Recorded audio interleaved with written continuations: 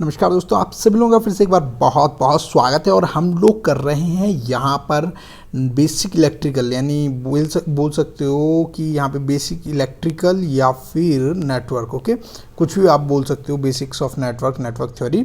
तो वो कर रहे हैं, बेसिक सर्किट्स को हम डील करने की कोशिश कर रहे हैं। कुछ यहाँ पर मैं इंजीनियरिंग सर्विसेज एग्जामिनेशन के कुछ सेलेक्टेड प्रॉब्लम्स आप लोगों के लिए लाया हूँ।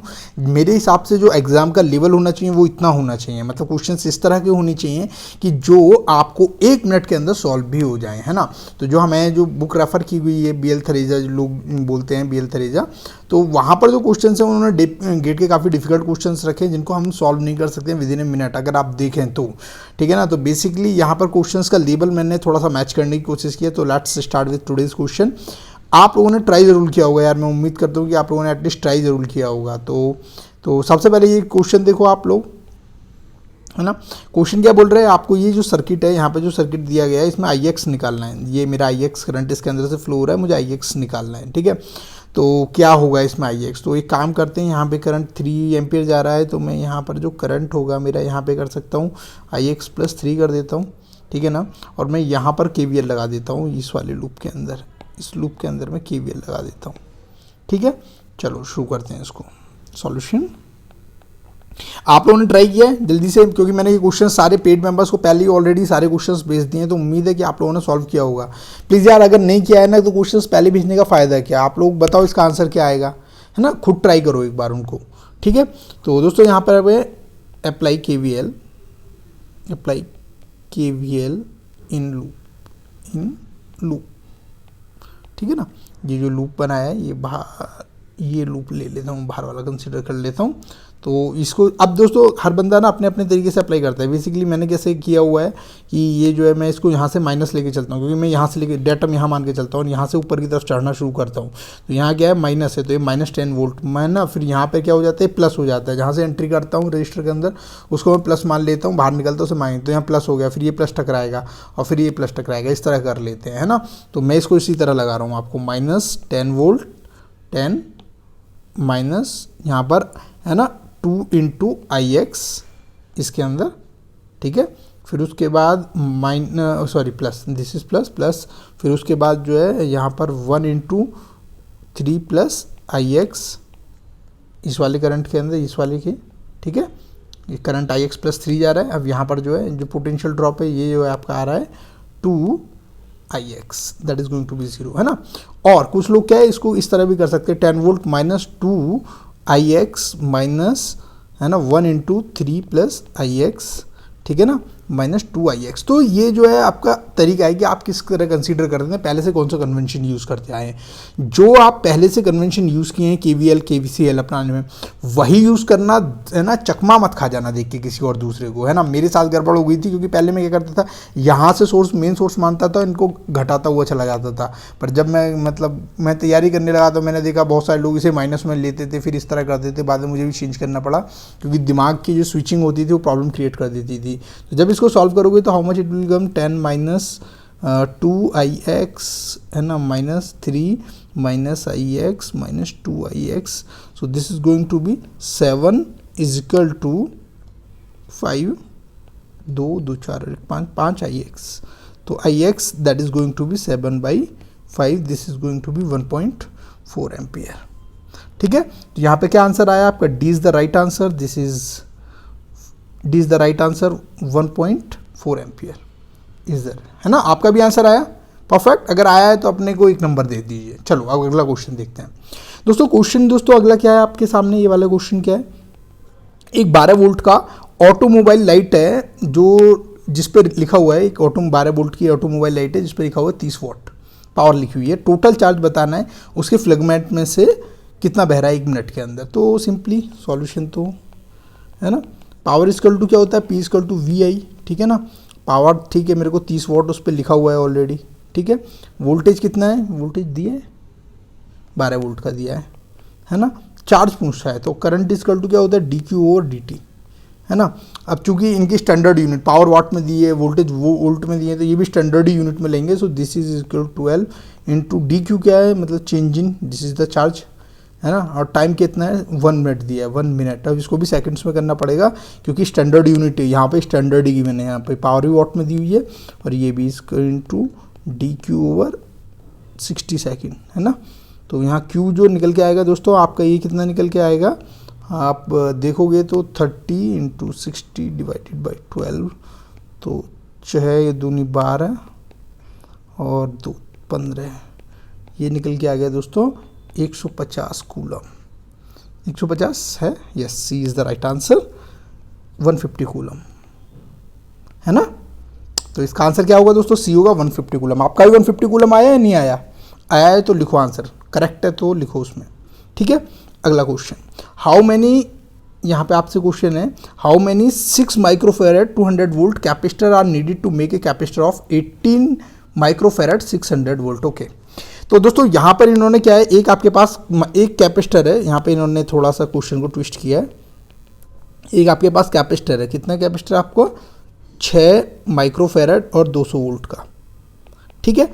अब आपसे बोला गया है कि दोस्तों आपको एक कनेक्शन बनाना है, एक पूरा बड़ा बैंक बनाना है जहाँ का पूरा कैपेसिटेंस जो है आपका कितना है, 18 माइक्रोफेरेड का है, और ये पूरे वोल्टेज जो इसका क्रॉस है इतने चाहिए। अगर मुझे 200 के 600 चाहिए तो सीधी सी बात है कि मुझे कहीं ना कहीं कैपेसिटर्स के 3 ब्लॉक बनाने पड़ेंगे, क्योंकि सीरीज़ में ही वोल्टेज, क्योंकि चेंज नहीं कर सकते इसके वोल्टेज, इनको आपको सीरीज़ में ही कनेक्ट करना पड़ेगा, तभी आपका ये 600 वोल्ट बनेगा। तो मेरे को 3 ब्लॉक तो लगाने पड़ेंगे यहाँ पे 200 वोल्ट के, है ना, एक 200 वोल्ट का और ये 200 वोल्ट का, तब ये मेरा जो पूरा कॉम्बिनेशन है ये कितने का बनेगा, ये मेरे को 600 वोल्ट का मिल पाएगा, ठीक है ना। इसका ब्लॉक बन दे रहा हूँ। अब सवाल ये कि अब यहाँ पर जो है, अगर मैं जो सीरीज़ में कैपेसिटर्स लगाऊंगा तो कैपेसिटर्स की वैल्यू कम होती है ना। तो मतलब जो टोटल कैपेसिटेंस है आपको क्या है, टोटल 18 चाहिए और आपके 18 चाहिए यहाँ पे, मतलब मेरे को पूरा कॉम्बिनेशन 18 चाहिए। तो मतलब जो भी कैपेसिटेंस होगा डिवाइडेड बाई 3 हो जाएगा, मतलब हर एक ब्लॉक का जो कैपेसिटेंस मान लो CC है, हर एक ब्लॉक का कैपेसिटेंस, तो डिवाइडेड बाई 3 करूँगा तब ये 18 माइक्रोफेरेड होना चाहिए, तभी ये 18 बनेगा यहाँ पे, है ना। दिस विल बिकम 18 ओनली उसी केस में। तो मेरे को टोटल कैपेसिटेंस कितना हो गया, हर एक ब्लॉक का जो कैपेसिटेंस है this is going to be, क्योंकि ये तो जब हम उसमें लगाते हैं, सीरीज में लगाते हैं, कैपेसिटेंस कम हो जाता है ना, तो जो एक ब्लॉक का कैपेसिटेंस होना चाहिए this is going to 54, 54 microfarad. तो मेरे को जो ये है, ये 54 माइक्रोफेरेड का एक वो चाहिए, 54 माइक्रोफेरेड का एक ब्लॉक, 54 माइक्रोफेरेड का। अब दूसरा सवाल क्या है, मेरे पास तो 6 माइक्रोफेरेड का कैपेसिटर अवेलेबल है, मुझे यहाँ पे 54 बनाना है, तो क्या करेंगे, इन्हें पैरेलल में कनेक्ट करूँगा। पैरेलल में कनेक्ट करने के लिए मतलब मान के चलो कि आपको जो है 6 माइक्रोफेरेड के कितने आपको ब्लॉक कनेक्ट करने हैं कि ये जो है मैं आपका जो कितना बन जाए, ये ओवरऑल 54 माइक्रोफेरेड देने लगे एक ब्लॉक, कितने कनेक्ट कर सकते हो, है ना। तो दिस इज मान लो n नंबर ऑफ दे सकते हो, तो 6 × n, है ना, that is going to 54। So this is n = 54/6, क्योंकि पैरेलल में ऐड होते हुए चले जाए, सीरीज में डिवाइड होते हैं, पैरेलल में ऐड होते चले जाते हैं, मल्टीप्लिकेशन है क्योंकि सेम ही कैपेसिटेंस है, 6 × 54। तो एक ब्लॉक के अंदर आप 9 कैपेसिटर लगाएंगे, इसके अंदर भी 9 लगाएंगे, इसके अंदर भी 9 लगाएंगे। अब तो ओवरऑल कितने हो गए, ओवरऑल कितने हो गए आपके पास यहाँ पर 27 कैपेसिटर हो गए। देखो आंसर है क्या, yes, this is the right answer, 27,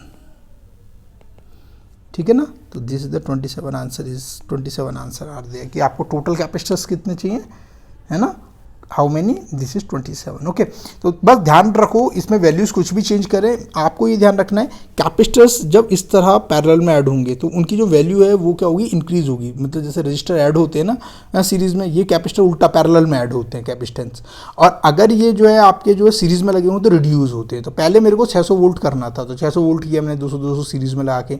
इस बीच मुझे पता चला कि भाई मेरे को टोटल 18 माइक्रोफेरेड आपको वो चाहिए, तो उसको बनाने के लिए मुझे यहाँ पे कैपेसिटेंस ज़्यादा करना पड़ेगा हर एक बॉक्स के अंदर। तो मैंने उसको निकाल लिया भी क्योंकि ये जो तीनों ब्लॉक हैं वो बराबर बराबर कैपेसिटेंस रखेंगे, तो C/3, है ना, क्योंकि इनको जब मैं सीरीज में ऐड करूँगा तो डिवाइड हो जाएंगे, कैपेसिटेंस को डिवाइड कर देंगे, कम कर देंगे, तो C/3। तो मेरे को पता चला कि हर एक ब्लॉक में 54 माइक्रोफेरेड होना चाहिए। फिर 54 माइक्रोफेरेड के लिए क्योंकि 6 माइक्रोफेरेड का अवेलेबल था, पैरेलल में कनेक्ट करना है, तो 6 × n = 54 के बराबर रखा, तो मेरे को 9 मिल गया। ओके, तो उम्मीद है आपका भी सही हुआ या नहीं हुआ ये बताओ। दोस्तों अगर आप लेक्चर देख रहे हो तो पेन कॉपी पेंसिल अपने पास लेके बैठना है ना, अगर नहीं पहले से सॉल्व कर रहे हो तो मेरे साथ साथ ट्राई करो, रोको वीडियो को, खुद पेपर पे पेन पे, जब तक खुद नहीं डूबोगे भाई साहब कोई आपको दुनिया का कोई इंसान आपको नहीं बचा सकता है ना। तो आपको खुद डूबना पड़ेगा भैया, पानी में तो कूदना ही पड़ेगा, छलांग मारनी पड़ेगी, छटपटाना पड़ेगा, तभी धीरे धीरे तैरना सीख जाओगे, ठीक है। अब तो बोल रहा है दोस्तों ये करंट वेव फॉर्म दी गई है, प्योर रजिस्टर 20 ओम के अक्रॉस आपको निकाल के दिखाना है कितना होगा। ओके, रेजिस्टेंस पावर डेसिपेटेड बतानी है कितनी होगी। तो दोस्तों यहाँ पर क्या है, ये जो है एक पीरियोडिक है, पीरियोडिक वेव फॉर्म है, मतलब ये जो है ये एक पावर सिग्नल है।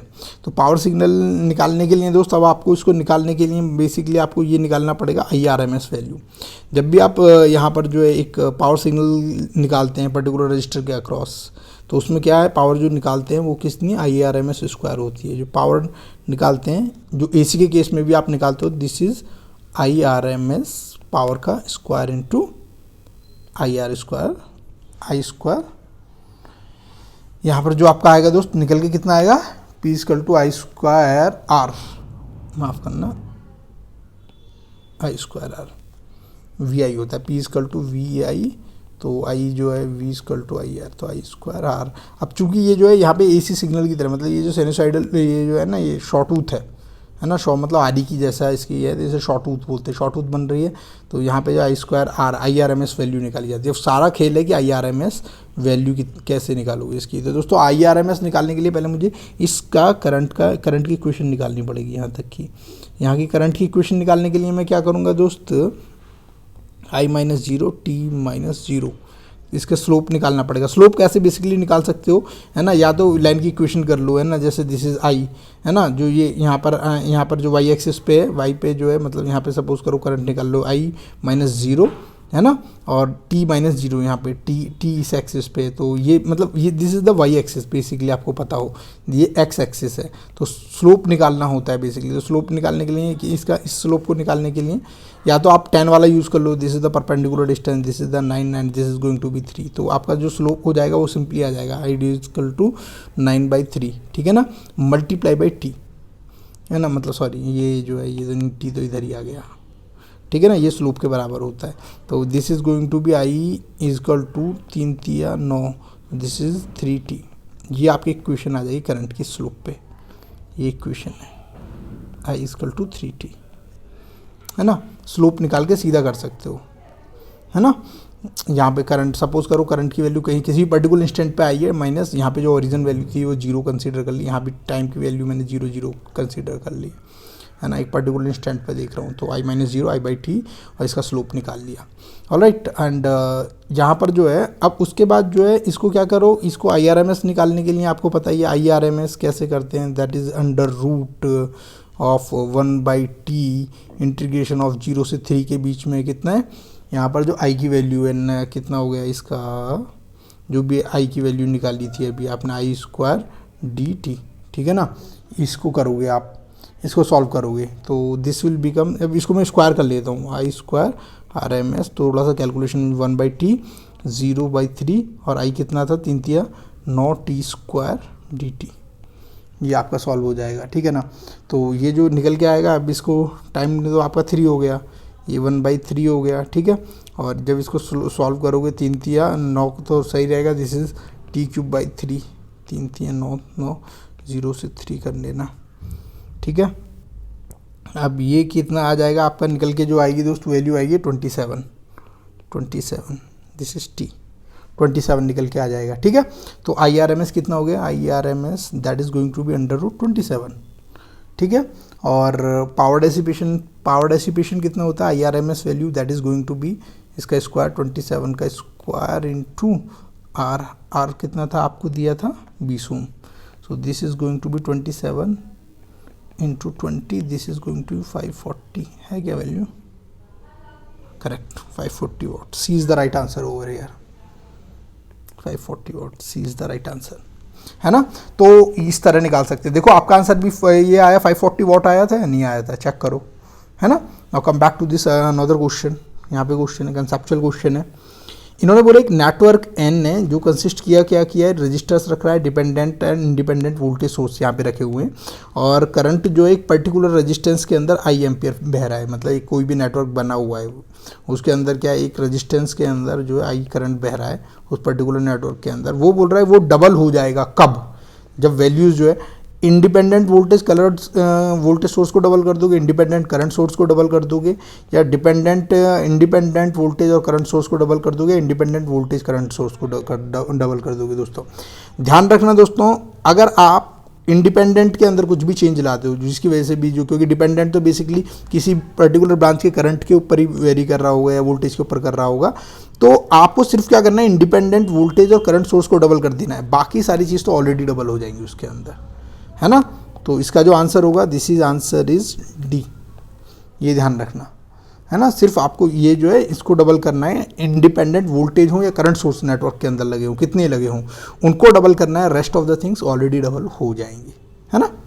चलो उसके बाद अपना क्या है दोस्तों, अगला क्वेश्चन है, the reactance of the 10 microfarad capacitor at frequency equal to 0 हो, डीसी पे निकालना है, और एफ इक्वल टू 50 हर्ट्ज पे है। तो मैं बता दूं कैपेसिटर डीसी को ब्लॉक कर देता है। यहाँ पे मेरे को बचपन में एक कहानी सुनाई थी, मतलब मैं जो 12th क्लास में था, तो मतलब ऐसे ही करके मेरे टीचर बता रहे थे, वो लंबी लंबी फेंक रहे थे, है ना, मतलब ऐसे करके वो थोड़ा मनोरंजन करते थे। बोले थे एक बार ना मैं वहाँ गया था, वो इंटरव्यू लेने के लिए गया था वाइवा के लिए।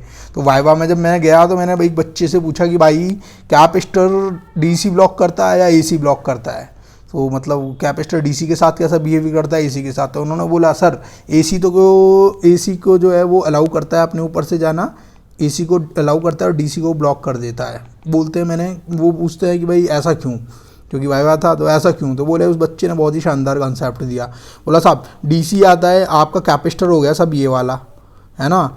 अब डीसी आएगा ऐसे बेचारा सीधा सा है वो, डीसी आएगा सीधा चुपचाप नहीं आएगा और ऐसे दीवार से टकरा जाएगा और यहीं रुक जाएगा, है ना। लेकिन एसी ना सब चालाक है, वो ऐसे कूदता फांदता आएगा, तो वो ऐसे कूदता फांदता निकल जाएगा सब। इसीलिए एसी चला जाता है कूद के, है ना, क्योंकि उसके पास एबिलिटी होती है दीवार को कूद फांद मचाने की। लेकिन बेचारा डीसी जो है वो दीवार को, जो क्योंकि सीधी चलने की आदत होती है, तो दीवार से अटक के रह जाता है। उसके बाद बोला उस दिन मेरे को ज्ञान हुआ कि हाँ भाई इस तरह के भी कंसेप्ट नेचर के अंदर मौजूद हैं। तो काफ़ी शानदार उनका एक्सपीरियंस था। तो आपको बस याद रखना है, तो मेरे को तो उसी चीज़ से याद रहता है हमेशा, ये डीसी को ब्लॉक करता है ना, और ये एसी को अलाउड कर देता है। बट ये रीज़न नहीं है, मैं आपको बता दूं, ठीक है ना। क्या होता है दोस्तों, जो इसका इम्पिडेंस होता है ना ZC, जो कि कैपेसिटेंस का होता है इम्पिडेंस, है ना, या मैं एक्स में कर लूँ, XP फॉर्म में रिप्रेजेंट कर लूँ XC, तो दिस इज अपॉन जो होता है दिस इज ओमेगा C होता है। तो ओमेगा C मतलब 1 अपॉन ओमेगा इक्वल टू कितना होता है J, इसको जो ओमेगा को करोगे दैट इज S के बराबर होगा, तो this is going to be 2 pi FC। अब फ्रीक्वेंसी अगर आपने 0 कर दी for DC f is going to be 0, frequency is going to be 0, तो XC क्या हो जाएगा, something upon 0, that is going to be infinity ना। तो इसके इम्पीडेंस इन्फिनिटी हो जाता है डीसी के लिए। तो इम्पीडेंस अगर इन्फिनिटी हो गया तो सीधी सी बात है उसके अंदर से वो किसी भी करंट को जाने ही नहीं देगा। So that is the reason, है ना। तो एक तो देखते ही मेरे को, जैसे ही मैंने क्वेश्चन देखा ये, तो एक तो मेरे को क्लियर था कि एक इन्फिनिटी तो इन दोनों में से आंसर होगा। अब सवाल ये, दो तो एलिमिनेशन राउंड में ही मैंने बाहर कर दिए, अब ये था कि इन दोनों में से मेरा कौन सा होगा, इसको देखना बाकी रह गया है, ठीक है। अब चलिए इसको सॉल्व करने की कोशिश कर रहे हैं, बस सिंपल है। x is equal to 1 upon 2 pi into F frequency दी है क्या, 50 hertz, okay 50 hertz into capacitance कितना है मेरा 10 माइक्रोफेरेड, 10 इंटू 10⁻⁻6, तो ये हो गया 10⁻6 divided by 2 pi into 500, so this is going to be 1000, 1 upon pi into 10⁻6 by 10⁻3, so this is going to be 1 pi, है ना, into 10⁻1000। 3 बचेंगे, ये कट जाएंगे तो 3 बचेगा, ठीक है। अब उसके बाद जो है कर लो इसको डिवाइड, इतना क्या है 22/7 होता है ना, मैं 22/7 ही रख देता हूँ, है ना। 7000 डिवाइडेड बाई 22 थोड़ा सा आसान हो जाएगा, तो ये कितना हो गया 3500/11, तो ये जाएगा, ठीक है ना। 11 की 33 हासिल लगा 2 0, 11 के 11, है ना, 9 0, 11 88 समथिंग करके, तो यहाँ पे कितना आ रहा है करेक्ट, है ना। कोई आंसर है 318 पॉइंट, ये exactly A is the right answer over here, है ना। तो दोस्तों इसका आंसर कितना आ जाएगा, ए आंसर आ जाएगा, ए आंसर आ जाएगा। तो कंसेप्ट आपको दोस्तों समझ में आ गया, है ना। जो कैपेसिटर होता है डीसी को ब्लॉक करता है, इनका जो रिएक्टेंस है वहीं जो है फॉर इंडक्टर के लिए आप एल लगा सकते हो, ठीक है ना। L simply L is equal to माफ़ करना ओमेगा एल होता है, ठीक है ना। तो वो क्या करता है, वो डीसी को अलाउड करता है पर फ्रीक्वेंसी इन्फिनिटी हो जाती है, मतलब एसी को अलाउड नहीं करता है। तो मतलब वो जो है ओमेगा इजकल टू कितना हो जाता है, this is going to be F equal to omega equal to 2 πf L, ये हो जाता है। तो इस तरह कैलकुलेट कर सकते हो, दिस इज एक्स एल, ठीक है। तो समझ आ गया होगा। चलो अगला क्वेश्चन दोस्तों देखते हैं हम। अगला क्वेश्चन हमारा क्या है, 2 लैंप हैं जिनकी 230 वोल्ट है। ये देखो रेटिंग वाला क्वेश्चन आ गया है यहाँ पे। 2 लैंप हैं जहाँ पर 230 वोल्ट और 60 वाट रेटिंग है, इसके ऊपर कनेक्टेड सीरीज में कर रहे हैं एक सिंगल फेज सप्लाई के लिए। ओके, सॉल्यूशन जो भी बोला है मैं फिगर बना लेता हूँ। ओके 230 वोल्ट, ओके ये ठीक है, दिस इज 60 वाट है दोनों के, 60 वाट है ना। और इनको सप्लाई भी 230 की दे रहे हैं, ठीक है ना। 230 वोल्ट 230 वोल्ट का आप सप्लाई दे रहे हो, ठीक है ना। और सीरीज में कनेक्टेड है। Total power consume by 2 lamps. अब आपको पावर बतानी है, पावर कितनी कंज्यूम की है इन्होंने। तो पावर निकालने के लिए आपका फॉर्मूला क्या हो जाएगा, दिस इज V²/R, ये भी लगा सकते हो। अब चूंकि यहाँ पे तो वॉट में दी हुई है, तो एक काम करता हूँ मैं इससे रेजिस्टेंस निकाल लेता हूँ। P = V²/R से निकाल सकते हैं क्या, yes. Resistance actually basically I need resistance of this one. और रेजिस्टेंस निकालने के लिए मैं क्या करता हूँ, आपको ये निकाल लेता हूँ। तो पावर कितनी है, 60 है। सो R निकालने के लिए 230 का स्क्वायर 60 ये हो जाएगा, ठीक है। तो ठीक है भाई, ये निकाल लेते हैं। तो यहाँ पे इसलिए नहीं करते, इसी ये वैल्यू आर की ना यहाँ पे डाल देंगे। अच्छा दोस्त, यहाँ पर जो पावर है यहाँ पे आर नहीं, एक तो आर ये वाली आर हो गई, एक ये वाली आर होगी, तो टोटल आर कितना हो गया, यहाँ पे 2R हो जाएगा, ठीक है ना। और ये जो है एक पर्टिकुलर आर्म की निकाली है फॉर 1 बल्ब, है ना, फॉर 1 बल्ब, ठीक है ना। तो ये पावर जो ओवरऑल निकाली है 230 का स्क्वायर अपॉन 2, आर कितना है मेरा 230 का स्क्वायर बाई यहाँ पे कितना 60, ये आ जाएगा, ठीक है। अब ये काट दूँ क्योंकि मैं कैलकुलेशन बचाने की कोशिश कर रहा हूँ। मैं बहुत बड़ा आलसी इंसान हूँ। आलसी का मतलब जो ज़्यादा कैलकुलेशंस वगैरह में बिलीव करता नहीं है। 30 वॉट आ गया मेरा आंसर, तो इसलिए मैं काट देता हूँ जहाँ मैं वैल्यू कट रही हूँ। बजाय इसे सॉल्व करके लाता टाइम ही ख़राब होता, मैंने यहाँ से उठा के सीधी वैल्यूज़ को यहाँ से उठा के यहाँ डाल दिया और कल काम खत्म। तो 30 वॉट देखो, correct, 30 watt is the answer, C is the answer. Okay, now अगला देखते हैं। अगला क्या है दोस्त, the total capacitance of 2 capacitors are 25 farad. Okay are connected in parallel. Okay, 2 capacitor हैं,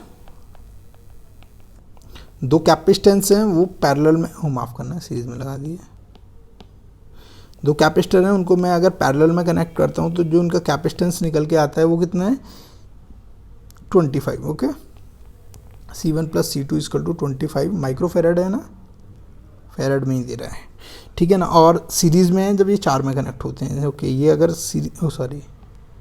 ये अगर सीरीज़ में कनेक्टेड हो रहे हैं, ये यहाँ पे सीरीज़ में कनेक्टेड हो रहे हैं, तो दिस इज़ C1 पैरेलल क्या करना है, C1 × C2 by C1 + C2, this is going to be 4। Okay, तो चलो इससे मैं ये जो है ये तो निकाल ही सकता हूँ। अब C1 और C2 मेरा 25 है, तो this is C1 C2 divided by 25 = 4, तो C1 C2 this is going to be 100। Okay, मेरा 100 आ गया है। अब एक काम करते हैं दोस्त, यहाँ पर जो है आपको जो है ये लिख लेते हैं, C1 = कितना लिख लेते हैं 25 - C2 लिख लेते हैं। अब इस इक्वेशन को इसमें डाल देते हैं। C1 है 25 - C2 × C2, that is going to be 100। Equation solve करनी है 1 2, ठीक है ना, फ्रॉम 1 और 2, क्योंकि एग्जाम में यार इतने तरीके से लिख नहीं सकते वो खुद, ये क्वेश्चंस ऐसे होते हैं कि इनको करने के लिए ना मैं तो पेपर के, क्योंकि पीछे रफ शीट होती है, रफ शीट भी यूज़ नहीं करता, यहीं पे यहीं लिख के सॉल्व कर लेता हूँ इस तरह, क्योंकि भाई कौन पलटेगा ऐसे टाइम में, पलटने में टाइम ख़त्म हो जाएगा वहाँ। ठीक है, अब उसके बाद जो है यहाँ पर जो है this is 25c2 minus C2 का square that is going to be 100। अब मैं इसको पलट के इस तरफ ले जाता हूँ, तो दिस इज C2 का square minus this is 25c2 है ना, एंड प्लस 100। ओके, अब इसको क्वाड्रिक इक्वेशन यूज़ कर लेता हूँ, या फिर हिंदी में जो लोग पढ़े हों तो श्रीधराचार्य का नियम, तो C2 this is equal to minus b plus minus under root, है ना, जो उस x की वैल्यू निकालते हैं, याद हो आपको, तो उसमें वेरिएबल कैसे निकालते थे, minus b square minus 4ac divided by 2a। So this is minus b equal to minus 25, minus minus plus हो जाएगा, प्लस 25 में कन्वर्ट हो जाएगा यहाँ पे, क्योंकि माइनस है, minus minus plus under root, यहाँ बी स्क्वायर जो है 25 का स्क्वायर 625 माइनस 400 है ना, ये तो 1 है upon 2। So if you solve this one, okay यहीं सॉल्व करना पड़ेगा, अगला क्वेश्चन आ रहा है, माफ़ करना। तो this is going to be 25 plus minus, अब इसको करोगे तो 225 आ जाएगा, तो ये कितना है 15 आएगा जिसका अंडर रूट करोगे, तो this is going to be, एक तो 40 अपॉन 2, एक बनेगा 15 माइनस 10/2, तो या तो आपका आंसर 20 आएगा या 5 आएगा। ठीक है ना, अगर 20 रखोगे है ना, C1 को आप 20 लोगे तो ये जो है C1 आपने जो है यहाँ पर जो है C2 आपने 20 लिया है, तो ये आपका जो है C1 1 आएगा, वो आएगा 5 आएगा, और आपने C2 आपको 5 लोगे तो ये आपका 20 आएगा, तो एक आपका 20 आएगा, एक आपका 20 आएगा, एक आपका 5 आएगा, है ना, तो कितने, C is the right answer, this one is the answer, है ना। तो आपका भी आंसर यही आना चाहिए था, अगर नहीं आया तो चेक करो, कोई भी दिक्कत है तो पूछ सकते हो, है ना, you can ask me doubt by sending a messages, but मैं श्योर नहीं हूँ, क्योंकि भाई टाइम की थोड़ी सी कमी है, तो मैं क्षमा प्रार्थी हूँ अगर मैं किसी को टाइम नहीं दे पा रहा हूँ या क्वेरीज के आंसर नहीं कर पा रहा हूँ, क्योंकि भाई दिन में कम से कम 100 मैसेजेस आते हैं, तो very difficult to reply 100 messages in a single day, है ना। अगर एक बंदे को 10 मिनट भी देता हूँ तो I can't give 1000 minutes, okay, so very difficult, तो प्लीज़ ट्राई टू अंडरस्टैंड, है ना। कोशिश मैं आप लोगों के लिए कर रहा हूँ, बेहतर कंटेंट आपके लिए लेके आऊँ, कोई भी बिना किसी दिक्कत के, ठीक है। अब क्वेश्चन क्या है दोस्तों, आपको द डेल्टा इक्विवेलेंट पूछा है, द अबाव स्टार सर्किट का डेल्टा इक्विवेलेंट पूछा है इन्होंने, और Z Q R Z, okay, तो इन्होंने भैया यहाँ पे कुछ रेजिस्टेंस अगर जेड में कन्वर्ट करोगे तो जेड क्यू आर बता दो क्या होगा, ये इन्होंने पूछा है। तो भाई बहुत ही शानदार है। अब मैंने आपको बताया था ना, जब कभी भी स्टार डेल्टा में कन्वर्ट करना हो तो रटना नहीं है, रट रहोगे तो मारेगी, जो रटने गया वो समझो ख़त्म हो गया, है ना। तो सिंपली करना क्या है कि पहले इन सबके कॉम्बिनेशंस लो, ये कॉम्बिनेशन प्लस ये कॉम्बिनेशन प्लस ये कॉम्बिनेशन डिवाइडेड बाई इसके जो अपोजिट वाली ब्रांच है ना। तो मैं कर देता हूँ, यहीं पे कर दूँ क्या इसको, तो 10 कॉम्बिनेशंस यहाँ पर जो है आपका जेड क्यू को करने के लिए 10 plus 10 into J10 plus 50 5 plus यहाँ पे क्या 50J डिवाइडेड बाई 5, तो ये 10 100 था ना, 150J 100J plus 50 divided by 5, तो मेरा निकल गया 5 थी 15 10 प्लस 30J है क्या, 10 plus 30J, yes, D is the right answer, okay. तो यहाँ पर जो आपका आंसर निकल के आएगा दोस्त, वो क्या निकल के आएगा, यहाँ पर ये आपका आंसर निकल के आएगा 30J आपका निकल के आ जाएगा, ठीक है ना। तो इसमें किसी को कोई दिक्कत नहीं होगी यहाँ पे आने में, और उसके बाद जो है बाकी क्या बचा है आपका, सॉल्यूशन में डाल दूँ क्या, सॉल्यूशन में कितना है आपका, D is the answer, 10 plus 30J, 10 plus 30J, okay. Now come back to this one, this question, okay, question क्या बोल रहा है, आपको बोला गया number of branches in a network is B, okay, branches B हैं, नोड्स एन हैं, number of dependent loops L हैं, number of independent current equation आपको बतानी है। दोस्तों एक बड़ी प्रॉब्लम होगी इसमें, अगर आपने अच्छे से पढ़े होंगे ना कंसेप्ट, तो एक चीज़ समझने वाली है कि इन्होंने ये नहीं बताया है कि whether this one is the math analysis और अ नोड एनालिसिस, ओके। तो मैंने जो आपको पढ़ाए थे, समझाए थे, तो उस टाइम मैंने आपको क्लियरली बताया था कि जब मैथ एनालिसिस होती है उसके अंदर जो नंबर ऑफ इक्वेशंस होती हैं that is given by L is equal to be minus N minus one. तो B is the number of branches, N is equal to the principal node, minus one is the minus one is the constant. तो और ये तो होता है math analysis के अंदर कितनी इक्वेशन है। नोडल एनालिसिस के क्या अंदर सिर्फ एन माइनस वन होता है ना। सिंस यहाँ पर आपको मेंशन नहीं किया गया है कि ये कौन सी एनालिसिस है, मतलब मैथ एनालिसिस है, नोड एनालिसिस है, तो मेरे को अभी क्वेश्चंस की तरफ देखना पड़ेगा। कहीं भी आप ऐसा देख रहे हो this is b minus N minus one, है ना। तो यहाँ पर जो है ये चीज़, ये तो है ही नहीं इंडिपेंडेंट लूप का इंडिपेंडेंट लूप का तो कहीं भी नंबर ही नहीं आता है ना। Actually that is given by l, this l, ये इक्वेशन बताने, number of independent loop is equal to number of equation in maths, है ना। ये मैश के अंदर है, मैथ है ना। नोड के अंदर सिंपली इक्वेशंस होगी n minus one, d is the right answer. तो यहाँ पर क्या है आंसर आपका, क्या आ जाएगा, डी आ जाएगा, that is an minus one, है ना। इक्वेशंस, नंबर ऑफ इक्वेशंस खत्म। दोस्तों आपके सारे क्वेश्चंस खत्म हो गए। उम्मीद है जो भी आपके डाउट्स थे वो सारे क्लियर हो गए होंगे। स्टिल लेक्चर कैसा लगा, मज़ा आया नहीं आया, ये ज़रूर बताइएगा, ठीक है ना। और अब आप लोगों को पता चली गया होगा कि हम लोग थर्मल की भी थोड़ी थोड़ी प्रॉब्लम शुरू करेंगे। वी सिंपली मूव ऑन, है ना। कभी भी आपको लाइफ में प्रॉब्लम आए ना तो बस पहला स्टेप रख दो, उसके बाद रास्ते अपने आप बनते चले जाते हैं, ठीक है ना। You have to be start doing the things, okay. So thank you so much for your love and supports. अच्छा लगा हो तो लाइक ज़रूर कीजिएगा, है ना, और सपोर्ट ज़रूर करते रहो यार। आप लोगों की हौसला अफजाई से मैं बहुत आगे तक जाऊँगा, आपको लास्ट तक लेके जाऊँगा, ठीक है। Thank you so much, bye.